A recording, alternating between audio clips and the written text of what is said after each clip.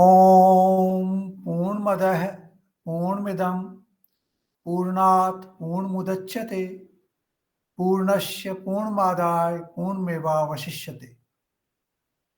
So welcome to our Saturday morning session. We will continue on the chapter 8 of Bhagavad Gita from verse 21 onwards. In fact, this chapter began with 7 questions from Arjun. He asked, what is Brahma, what is Karma, what is Adhibhut, what is Adhidev, what is Adhiyagya, and how one can attain moksha at the end of one's life. So, the last question of Arjun, that how one can attain moksha at the end of one's life, that has been dealt with great detail by Lord Krishna in this chapter. The earlier questions were, disposed of very quickly in very short, with very short definitions. But this last question, that how one can attain moksha at the end of the life, has taken many verses. And this is what we are continuing now. He has gone to the extent of telling that even the Brahmalok is also subject to punravrati, is also subject to recurring and rebirth. And therefore, that is also not sufficient for moksha. It's only the Paramdham which is sufficient for moksha. So now we will come to this. He has defined Paramdham. What is Paramdham? That is what we will come to in this verse. जो अव्यक्त अक्षर के नाम से जाना गया है, उसी अक्षर नामक अव्यक्त भाव को परम गति कहते हैं, तथा जिस सनातन अव्यक्त भाव को प्राप्त होकर मनुष्य वापस नहीं आते, वह मेरा परम धाम है. Now you see, in the human life, in this world where we live, it is full of movements, it's full of changes. Every millisecond there is a change. That is why it is gati. Gati है यहाँ पर. इसमें हमेशा constantly सतत निरंतर गति है. जिस तरह से संसार में हम रहते हैं, बिना गति के संभव नहीं है. Without movement this world is not possible. So this is one of the important characteristics of this world. Therefore, the change keeps happening here again and again. But what he says that akshar means the with shar jiska nahi ho, the one which is not subject to any depreciation or any change. उस अक्षर को, which he had, in fact, this chapter has also been called Akshar Brahma because of that. Now, in the previous verse, Lord Krishna explained that even beyond the Brahmalok, there is Avyakt, non-manifest, which is the one which is not subject to any destruction even during Mahapralaya. And that is what he was referring to. That is what Akshar is. So that Akshar, which is not subject to appearance, reappearance, change, or any kind of alteration, is the one which is Akshar, which is called Paramdham. And once you reach there, then that is Paramgati, that is the last movement. After that, there is no movement in life, there is no movement of any nature. Then you come to what we call sthiti. You are established, you are absolutely based there without any movement. So once you reach Paramdham, the gati, the movement stops completely. And you are well established in that position forever, for it all the time to come. And that is why that position is called Akshar, because there is no alteration, there is no shar, there is no change, there is no depreciation of any nature in that position. So this is what Lord Krishna says is Param Dham. Sorry, my throat is not well for the last 2 days. Then the verse number 22, हे पार्थ, जिस परमात्मा के अंतर्गत सर्वभूत हैं और जिस सच्चिदानंद घन परमात्मा से यह समस्त जगत परिपूर्ण है, वह सनातन अव्यक्त परम पुरुष अनन्य भक्ति से प्राप्त होने के योग्य है. There are 2-3 very important things here.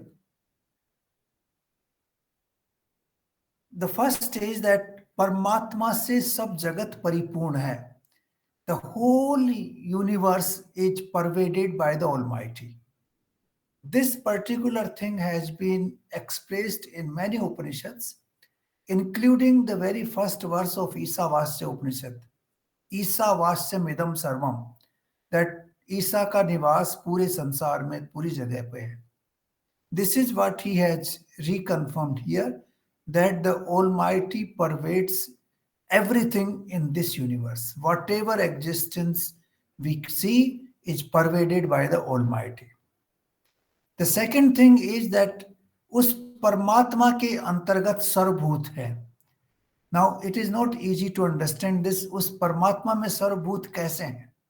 So let us take an example. Let's take an example of, for example, Akash. Now, Akash is pervading everywhere in this universe. Wherever we go, we will find Akash. And all that exist in that Akash.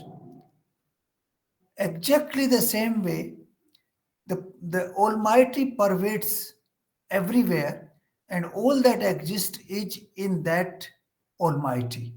That is why the Almighty is also called basically what we call an expansion of this universe. The entire expanse of this universe is actually located inside him, and then he pervades the entire universe, whatever exists in this world. And then the third word he says is that वह पुरुष, वह सनातन अव्यक्त परम पुरुष अनन्य भक्ति से प्राप्त होने योग्य है. Ananya means that you are not thinking of anything else than him. He is the only one which is in existence. And therefore, if you are thinking of something else apart from him, then you are not Ananya. So Ananya Bhakti means completely with total dedication, thinking only of the all-pervading, omnipresent Almighty. That is what Ananya Bhakti is. Ananya Bhakti, where whatever is happening in this universe, in whatever form, whether it is we like or not, it is our liking, to our liking or not to our liking, whatever happens here is happening because of the pervasive nature of the Almighty. It is happening within him. He is pervading the entire universe, and that kind of thinking we need to have. Then our bhakti, then our devotion to the Almighty would be Ananya. But if we are thinking of multiple things, that this happened because of this person, this happened because of this particular event, this happened because of, this force outside, then we are not Ananya. Ananya means everything which happens, we are dedicating to the Almighty. And our dedication is only to one single force which pervades everything. जैसे in we also say एक के साधे सब सदे सब साधे सब जाए, that we have to trust only one force, and that is what here Lord Krishna says, that if you trust that one ultimate force in your life, then everything will be settled. Then you will reach Param Dham, you will attain Param Gati. After that, there is no movement. After that, there is no change, no alteration, no rebirth, nothing. You are fully established in that position forever.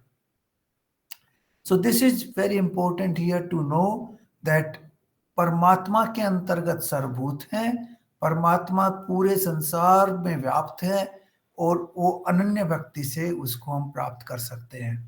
Now it looks very simple that you can do total dedication to that one single force which pervades this entire universe, and then you are with him. It is very simple, it is not complicated, we don't have to do anything else. But this ananya is very important. Then we don't have to attribute anything to anybody else or any other power in this universe. There's only one single power, and we keep that in mind for whatever happens, or for whatever movements are that are happening in this world.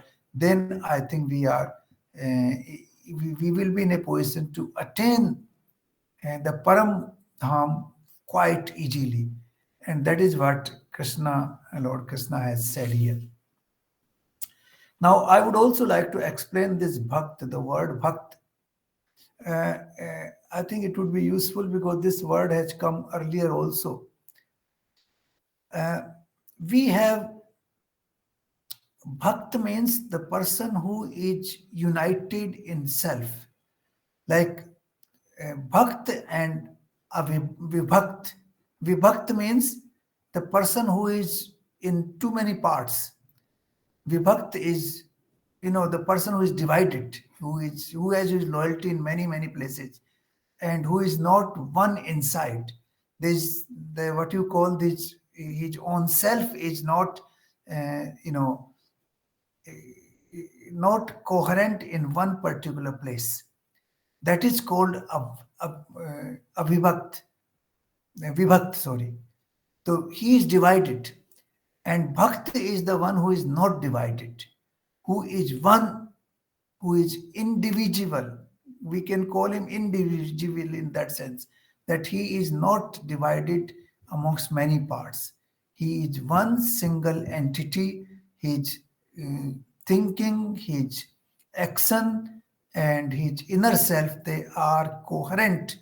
They are in uniformity in his behavior, in his conduct. And that is called bhakt. So bhakt does not mean that you are sitting in a temple and doing worship and puja and and all those rituals. That is not. I'm not saying that is not bhakt, but that is not the definition of bhakt. The definition of bhakt is the person who is internally, with his action, with his soul, and with his mind, one entity, and he is dedicating himself to the Almighty. That is one single entity pervading the Almighty, pervading this universe. So that is called bhakt, and that is called bhakti. So we should not be vibhakt. If we are having multiple loyalties and multiple facets of our personality, then that is called vibhakt. It is not bhakt. Like we wear many hats, and in every hat we conduct ourselves very differently. So that is called a divided personality. It is not a uniform personality. So you need to have individual uniform personality to become bhakt. That you should have coherence in your inner self, and your mind and your actions. That coherence gives you bhakti, and that leads you to bhakti actually. That makes you bhakt and then leads you to bhakti. So it is important to know this word as well. Now let's go to the verse number 23. हे अर्जुन, जिस काल में शरीर त्याग कर गए हुए योगी जन वापस न लौटने वाली गति को, और जिस काल में गए हुए योगी जन लौटने वाली गति को प्राप्त होते हैं, उन दोनों कालों को, उन दोनों मार्गों को मैं कहूंगा. Now this is very important. The verses next to it, the verse number 24 and 25, are extremely important. We will try to understand those verses. But here he is telling simply that there are two different routes for the people who are going to Paramgati and those who are going to come back in this universe in the form of rebirth. So this is what he's saying, that there are two different routes for them to to move after the death. That is why we discussed in our earlier session that we must know the art of leaving the world. The art of living is, we talk all the time art of living, but art of leaving this world is extremely important, because that is the time when your seed is formed for the next birth, or seed is not formed and dissolved, and you arrive at Paramgati. So this is what Lord Krishna is saying, that there are two different paths for them to move. So we will go into these two paths with greater detail. The first path is uh, जिस मार्ग से ज्योतिर्मय अग्नि अभिमानी देवता है, दिन का अभिमानी देवता है, शुक्ल पक्ष का अभिमानी देवता है, और उत्तरायण के 6 महीनों का अभिमानी देवता है, उस मार्ग में मरकर गए हुए ब्रह्मवेता योगी जन उपर्युक्त देवताओं द्वारा क्रम से ले जाए जाकर ब्रह्म को प्राप्त होते हैं. Now, these are very important symbols that when a person dies, how he moves into this universe, how he moves upwards and how he moves not upward. Now, this path, he has referred to certain symbols. Agni, that the first symbol. Jyoti, second symbol. Then day, din, that is the third symbol. Then Shukla Paks and Uttarayan. So these are the symbols. What do they mean? You see, Agni is the first symbol because Agni appears in a limited way, but it is all the time Urdhgami. It is all the time going upwards. Agni is also the one which purifies everything. Whatever you put in the fire, it purifies it. Agni is also the one which, actually gives you light and heat, which are essential, elements of life. It gives you light. Light also means knowledge. Because without light, for example, without sunrise, we won't have the knowledge of this world. The world will not appear to our eyes. And therefore, as soon as the light comes from the sun, we have the knowledge of the existence of the various entities in this world. Similarly, the Agni is the symbol which gives you light and heat.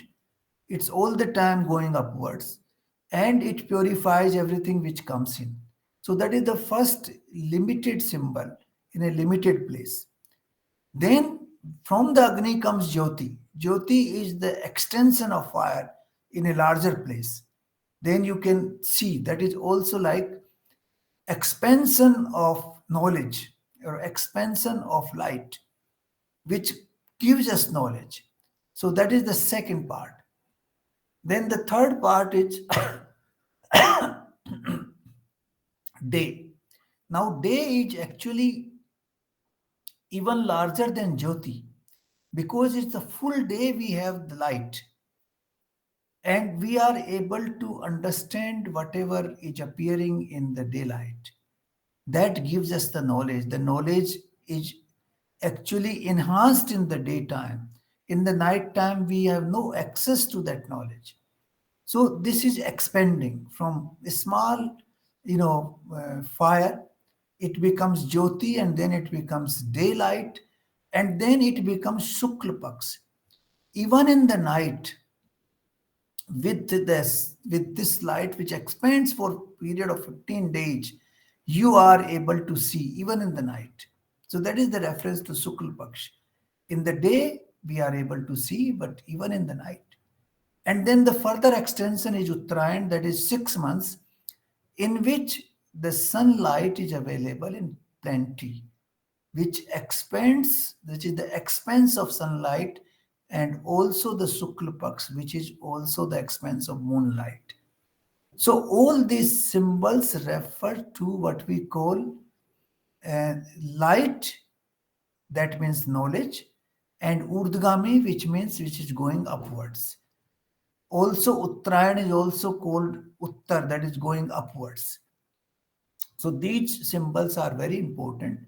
A person who passes through this route after the death, he goes to Brahmalok. He is not going to come back. He is reaching what we call Parampad. He attains Paramgati. He is not subject to rebirth. So this is the symbol of what you call enlightenment.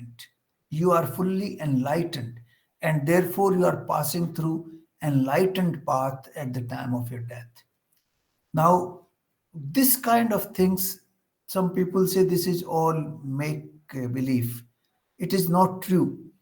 There are many books which have been written based on after death experiences.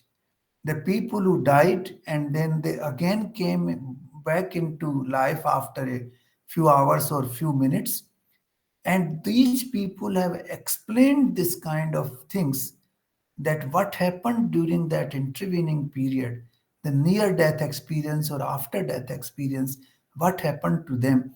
This has been documented fully by many writers in the world, and they actually confirm this, that the people experience either lot of light or lot of darkness or lot of what you call foggy path on the way. So all that has been also documented by certain distinguished authors based on their personal interviews with the people who either reappeared after death or who had what we call near death experience, who did not die but almost die, but they passed through that experience and they narrated these things.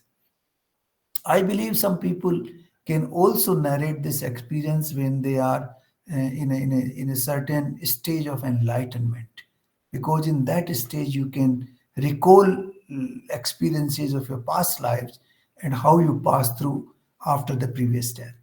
So these are not something which are easily understood by human mind, because they go beyond human mind. They go beyond this our normal faculties of understanding this world. But this is what has been documented, and it is true. So this is how we pass through the enlightened path when we are going to Parampad, we are going to Paramgati. The next one, धूमो रात्रिस्थता, that is जिस मार्ग से धूमा अभिमानी देवता है, रात्रि अभिमानी देवता है, कृष्ण पक्ष का अभिमानी देवता है और दक्षिणायन के 6 महीनों का अभिमानी देवता है, उस मार्ग से मरकर गया हुआ सकाम कर्म करने वाला योगी उपर्युक्त देवताओं द्वारा क्रम से ले जाए गए हुए चंद्रमा की ज्योति को प्राप्त होकर स्वर्ग में शुभ कर्मों का फल भोग कर संसार में वापस आता है. Now this is the path which is opposite to the enlightened path. Not entirely opposite, because there is some distinction here. The first is the dhoom. Dhoom is, where you cannot see things clearly.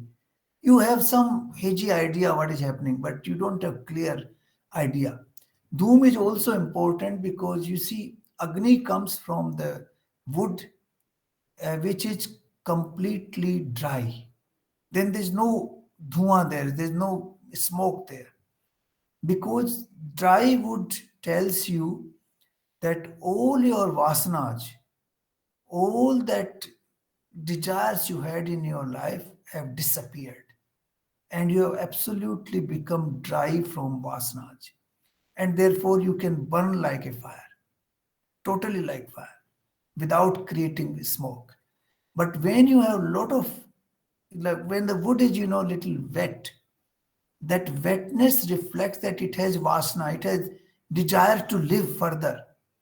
That desire of living more reflects the vasana. And therefore, when you burn that wood, it actually gives you lot of dhua. It gives you, more smoke than fire. So there the reference is also to the vasanas. So once you have that kind of beginning, that you are still hazy in your path, You don't know what is around. That means you are still surrounded by vasanas and desires in your life. So that is one first symbol. Then you go to Ratri. Ratri is the darkness where you cannot see things clearly. The things are not visible properly, and therefore you are passing through that area because your mind is not clear, your thoughts were not clear before the death, you were not leaving the body in a proper way, the desires were still with you, and therefore you are confused, you are in a state of indecisiveness, and therefore you pass through the darkness in the night. And then you pass through Krishna Paks. Krishna Paks is the one where there is some light because of the stars, but the moon is not there. Therefore, you do not see proper light in the night. And you are passing through that area which is comparatively darkness. So your enlightened path is not there in this state. And then you go to the 6 months of Dakshinayan. Dakshinayan means basically this is the period of Dakshinayan, which will come to an end on 14th of January. When the sunlight diminishes, in our part of the world, the sunlight start diminishing and you have less and less heat and light available to the people. So the person of this nature is starting with confusion, starting with doom, starting with clouds of fire, and then he goes into darkness, then he comes into a path which is comparatively dark but not entirely dark, and then he passes through 6 months of Dakshinayan where the sunlight is limited. So this is what is the path for those people who are performing sakam karma. The word has been used there, sakam karma. And this kind of person also at the fag end of his path, when you are traversing this path, he attends Chandrama ki Jyoti, Chandramasam. Chandramasam, he gets limited enlightenment. And because of that limited enlightenment which he has been receiving, he goes to the place called Swarg, or the place where you have comforts, spends your time there for some time, you enjoy the comforts of Swarg, and then you come back. So this is the person who is actually pursuing his path in the right direction, but he has still is still suffering from desires, is still suffering from vasana. His path is correct. He is going in the right direction. He is working hard. That is why Krishna is calling him yogi. He is dedicated to yoga, but he has not reached the pinnacle of yoga. He is still confused, and as a result, at the time of his death, he dies with desires and vasanas, and because of that, his path is dhumil. His path is not very clear, but anyway, he reaches the abode of Vaikuntha or Swarg, and in Swarg he lives, he enjoys the fruits of his good action, but then he has to come back in with rebirth in this world. So this is how this path has been explained. This path has more darkness. The previous path was completely enlightened, absolutely clear, because the person had got rid of all his desires and vasanas. But in this case, the person at the time of death had certain desires and vasanas, and therefore his path remains clouded and he is not able to attain complete enlightenment. So, this is what the meaning to my mind of this verse is. Now, these two paths have been named in different ways. They are also called Devyan and Pitrayan. They are also called Uttarayan and Dakshinayan. Here, Lord Krishna has called them, you know,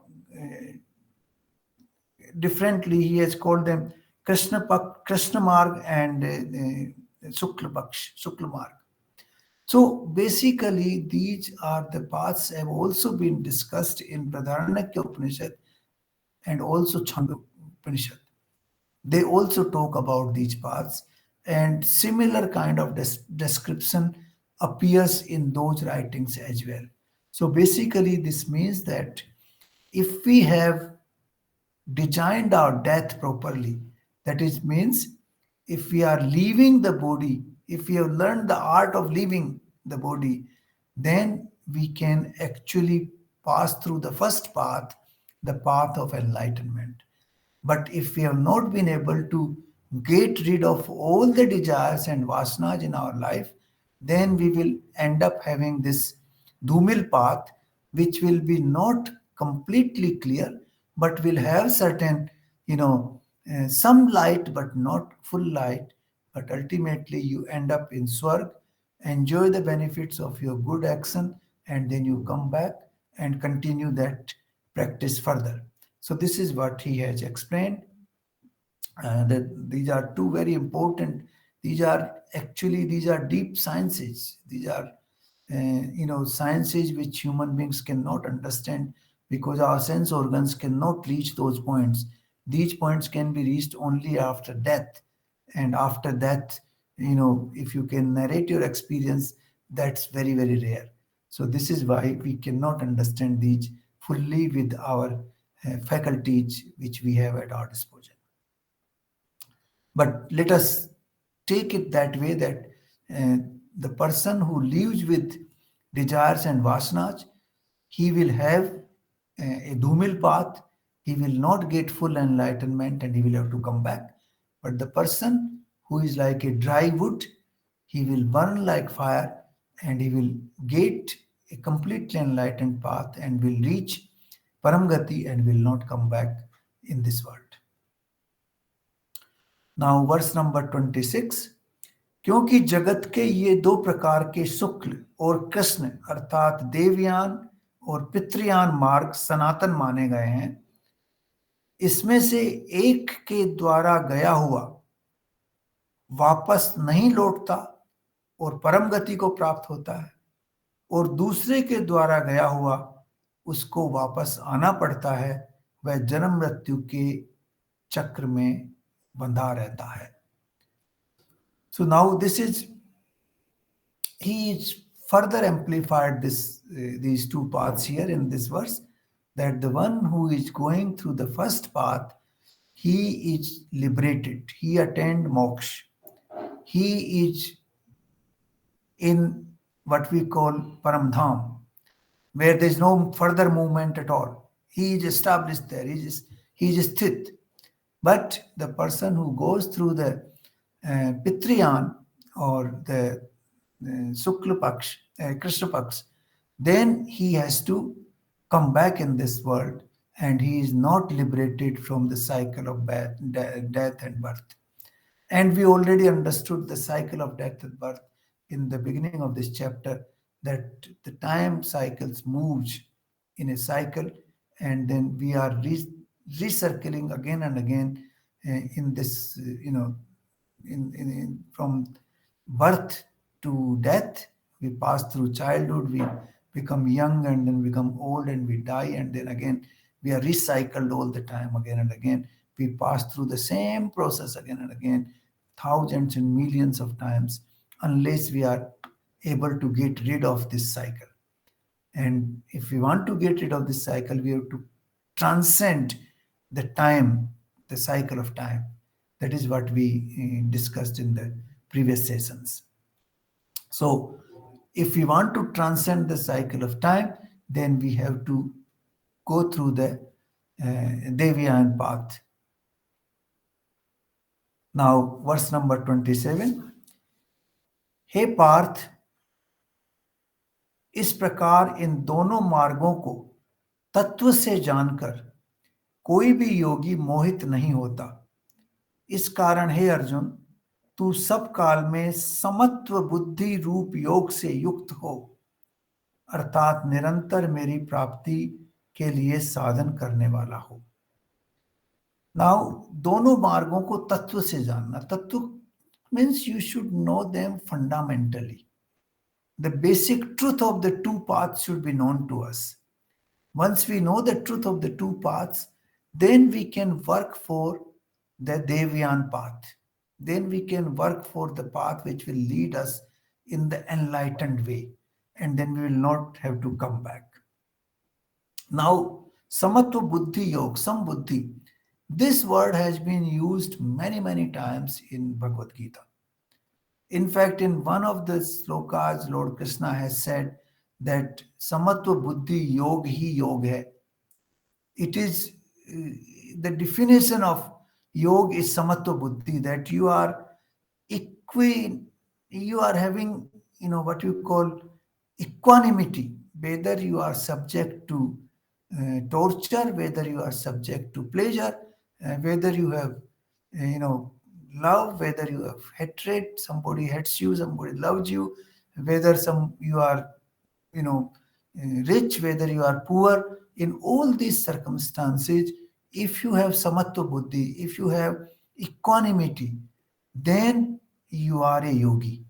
The equanimity is very important. It's like we have a tarazu, we have this scale which keeps balancing itself here and there, rarely remains balanced because the threads keep moving here and there a little bit. But once you reach that stage of total balance, that is equanimity. That balance is the one which takes you out of the pain and pleasure, takes you in a different dimension of life altogether. The Anand is not, greater form of Sukh. No. Actually, Sukh also leads you to Dukh. That is duality, that Dvait. The duality has to be transcended. So you have to transcend Sukh and Dukh both, and then only you reach Samatva Buddhi. So Samatva Buddhi Yoga is extremely important, that you are not, what you call विचलित हो नहीं, आप विचलित नहीं हो रहे, you are not wavering, or you are not being pushed and pulled by outside forces. Outside forces should not be able to pull or push you. They should not be the cause of pain and pleasure for you. When that situation arises, that is called samatva buddhi. Then you are your own master. Then you are liberated from the temptations of the outside world. Then you become in your own control. You come totally under your own control, and that is samatva buddhi. So that is a different dimension. एक नया आयाम है जीवन का. उस आयाम में आप बाहर की जो ताकतें हैं, उनका जो प्रभाव आपके ऊपर होता है, वो खत्म हो जाता है.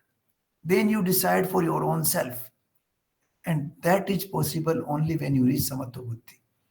Otherwise, you are pulled and pushed by the outside forces constantly.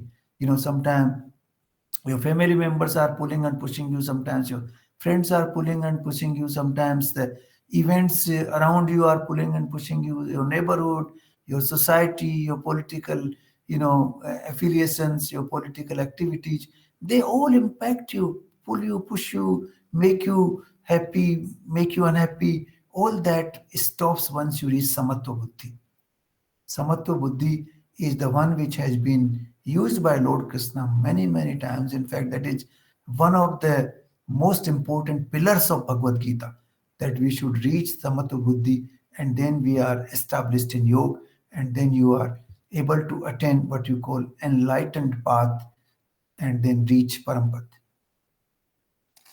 So this is very important. Then we are, not mohit, we are not deluded by, the so-called temptations of this world. The delusion stops as soon as you know this by the fundamental facts of these two paths. Now, the last verse of this chapter.